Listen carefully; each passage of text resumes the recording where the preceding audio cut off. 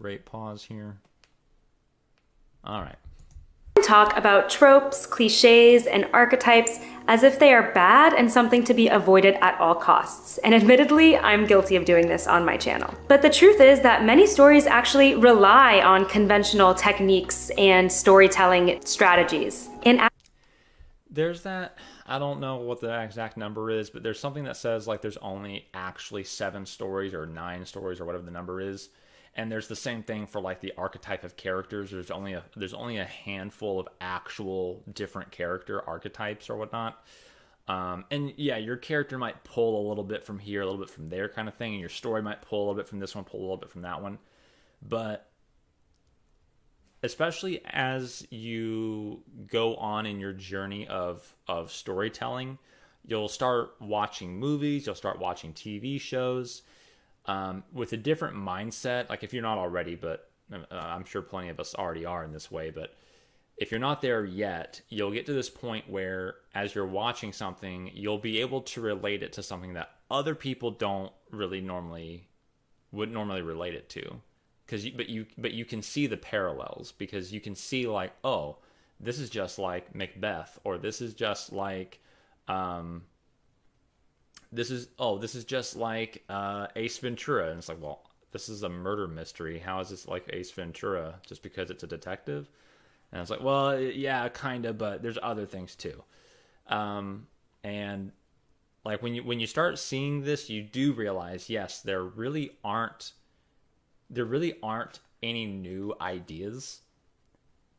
It's really just more like there's new presentations, so that's why I never tell anyone, like, I don't beat anyone up for like not having an original idea kind of thing, where it's just like, yeah, of course, no one's going to have an original idea. You're dealing with, at least, I mean, if you're just going off of like recorded history, you're going up against at least like about 9,000 years worth of recorded history, something like that, 7 or 8, 9,000 years worth of recorded history. And all of that includes storytelling, right?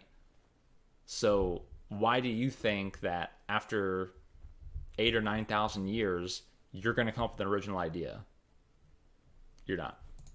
Actually use them quite effectively. Whether you're consuming a novel or a film, many stories are going to include some familiar conventional elements. And these tropes are successful because they speak to some element of the human condition or psyche that makes them resonate with readers time and time again, even though we've come to recognize them. So today I want to talk through some of the story tropes that are actually timeless and still used widely today and continue to be effective with audiences. I'm going to explain why I think they work so well, and also give you an example of a recently published novel that uses this story trope successfully. I always recommend reading contemporary books that are being published if you are hoping to be published one day, because it really helps you get a sense for the market and reader appetites. So you can also use this as a mini book recommendation list. It also always helps you strengthen your craft to read other writers' works. If you are currently working on a book, I recommend...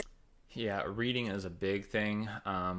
It's so hard to find time. You have, especially like if you're not a full-time author, you've got other obligations to do, and you want to get that book out, right? Like your next book, your next project, you want to get more of that written, you want to finalize it, whatever step, whatever part in the process you're in, you want to get that next project done. And it's just so hard to find time to read.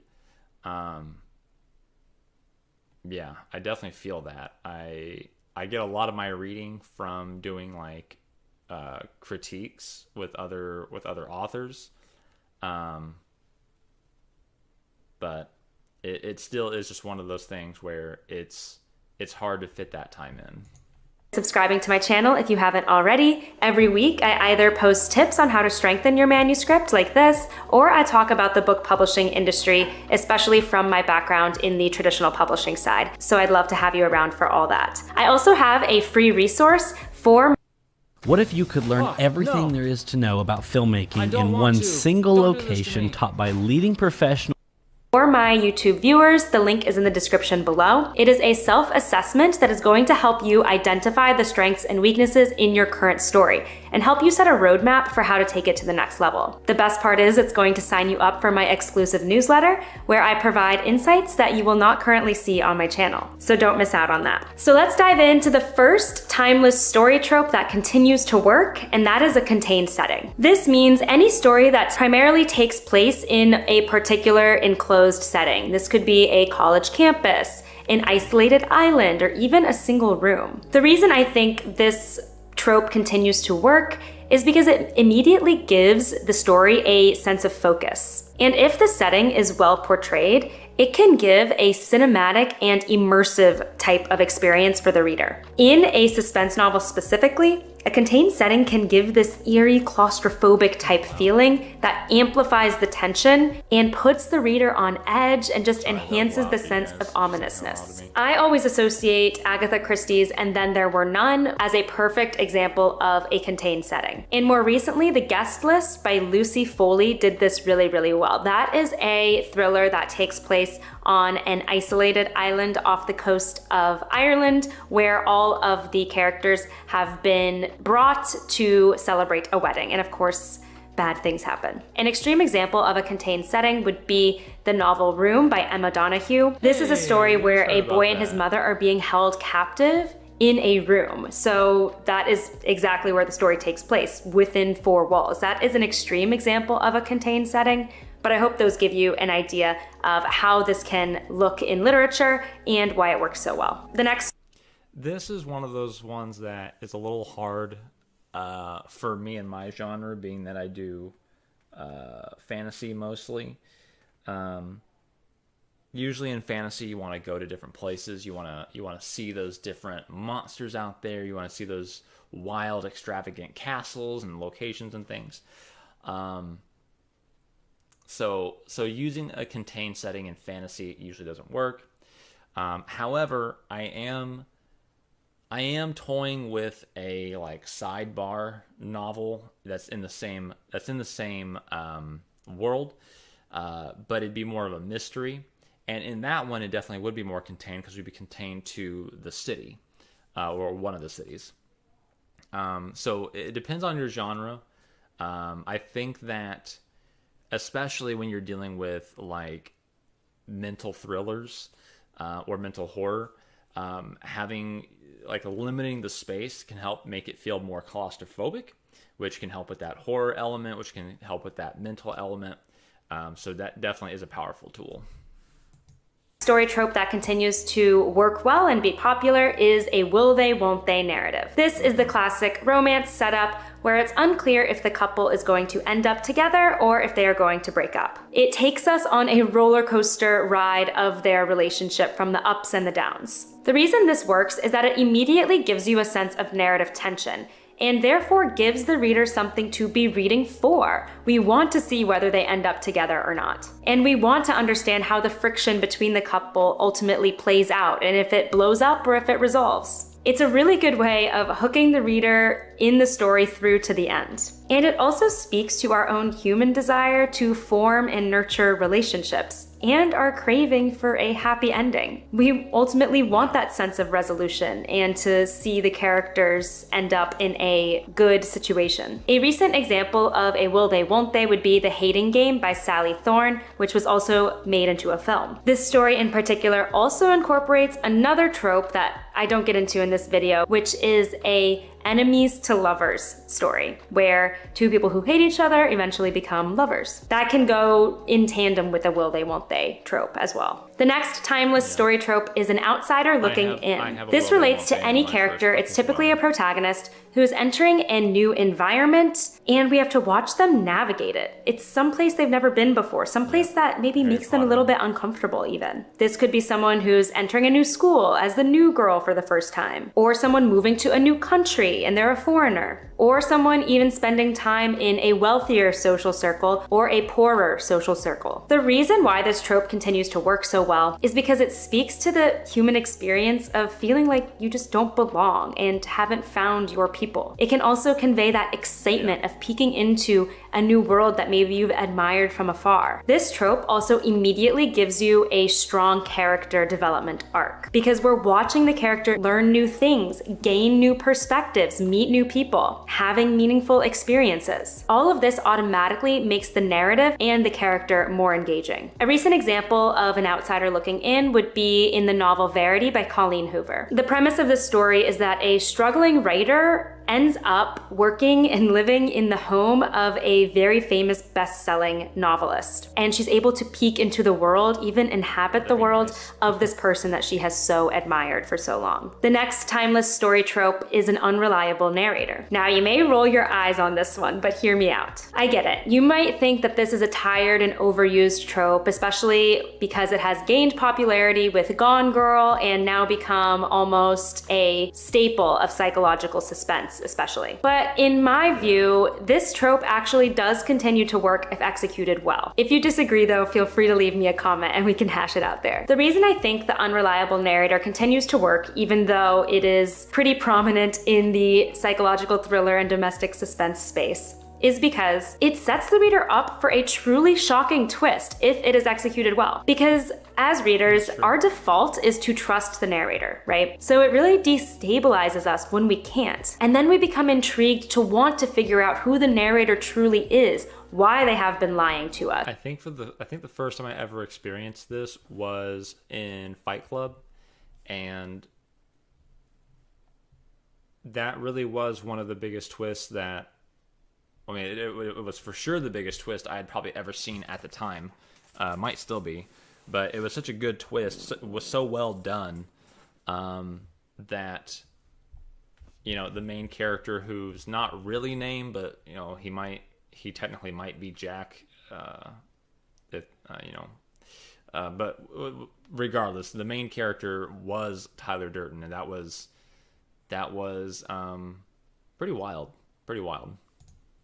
What's actually going on with them, what other secrets they're keeping. I think it also speaks to our human fear of someone that we're close to, aka the narrator, turning out to not be who we thought they were. No one wants to be tricked, and so it does give us this tension with the narrator. A recent example of this is The Silent Patient by Alex Michaelides. Now, I'm not going to go into how the trope works in this story specifically because that would be giving away the twist, so go and read it for yourself. The final story trope that continues to work is reckoning with the past. These stories feature a protagonist who is trying to deal with something that is haunting them from their past.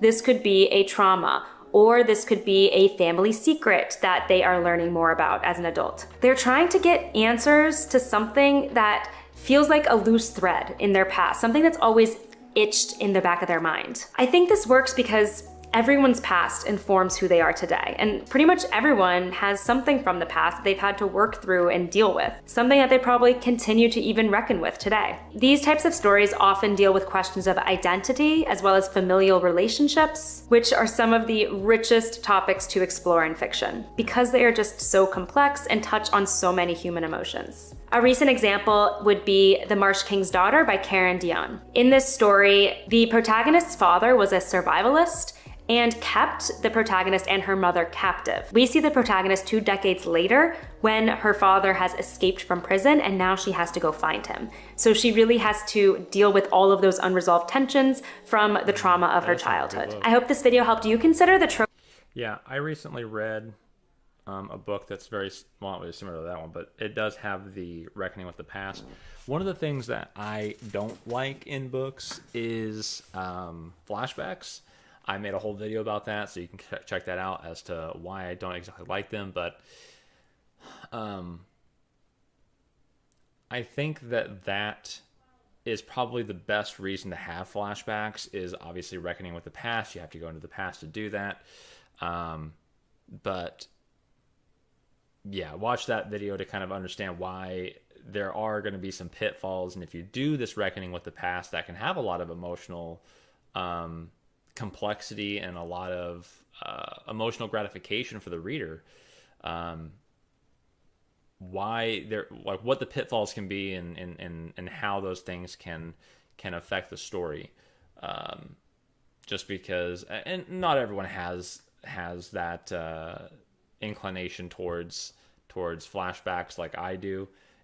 But that's just one of the things as a reader. I really hate flashbacks, and I can't wait for them to be over. I want to get back into the current story and keep going. But in the story that I read, and it was critiquing for someone, and I want to say it was like their second or third draft. I mean, it was an amazing story. So it can be done well.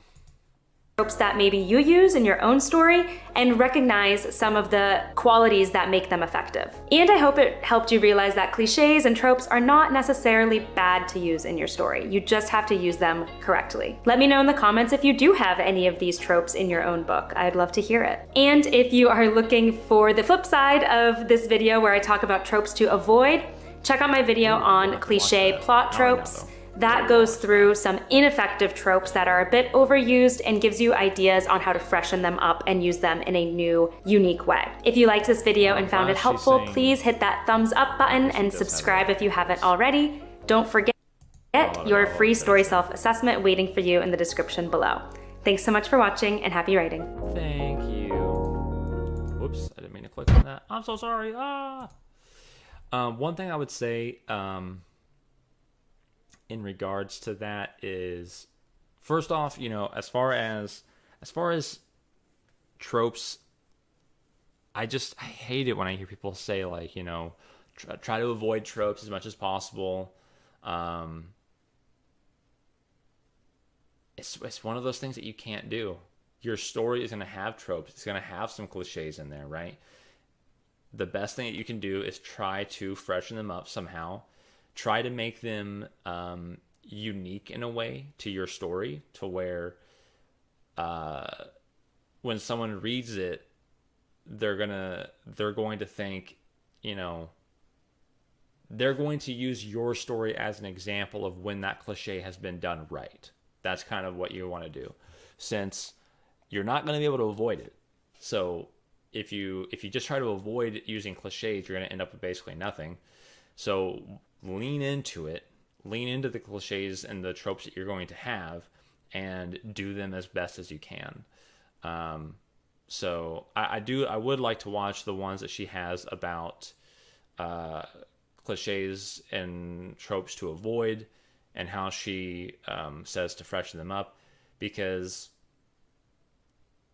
basically just because that's like the best advice to give someone is not to not do it, but here's how you can do it in a newer, fresher way.